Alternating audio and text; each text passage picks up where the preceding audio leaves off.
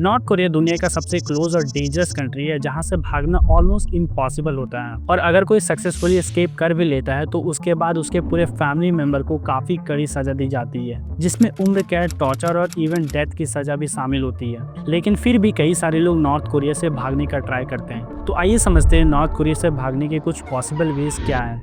सबसे पहला ऑप्शन है साउथ कोरिया जाना, लेकिन ये ऑलमोस्ट इम्पॉसिबल है क्योंकि दोनों के बीच जो बॉर्डर है वो दुनिया की सबसे मिलिटराइज बॉर्डर है जो पूरी तरह से हेविली सोल्जर से गार्डेड रहता है। दूसरा ऑप्शन है बोट से जापान भागना, लेकिन दिक्कत ये है कि जापान नॉर्थ कोरिया से 1200 किलोमीटर से भी ज़्यादा दूर है। इतना बड़ा रास्ता छोटी बोट में, वो भी सर्विलेंस के बीच, बहुत ही रिस्की है। एक और ऑप्शन है येलो सी के थ्रू साउथ कोरिया पहुंचना, लेकिन वो भी टफ है क्योंकि वो area north Korea military boat से हेविली पेट्रोल्ड होता है। कुछ लोग रशिया और चाइना के बॉर्डर के थ्रू भागने की कोशिश करते हैं, लेकिन प्रॉब्लम यह है कि रशिया और चाइना दोनों ही कंट्रीज भागने वाले लोगों को पकड़कर वापस से नॉर्थ कोरिया भेज देती है, जहां उनका फ्यूचर ऑलमोस्ट फिनिश्ड होता है। अब बात करें उन रेयर लोगों की जो सच में नॉर्थ कोरिया से भाग पाते हैं। अगर कोई सीक्रेटली चाइना के थ्रू मंगोलिया पहुंच जाता है तो वहां की गवर्नमेंट यूजुअली उन्हें साउथ कोरिया भेज देती है, जिसके बाद साउथ कोरिया की सरकार उन्हें एक्सेप्ट कर लेती है और तब जाके उन्हें फाइनली आजादी मिलती है। एक और ऑप्शन है चाइना के सदर्न पार्ट से ट्रैवल करना और वहां से थाईलैंड जाना। उसके बाद थाईलैंड भी मंगोलिया की तरह एस्केपी को साउथ कोरिया भेज देती है।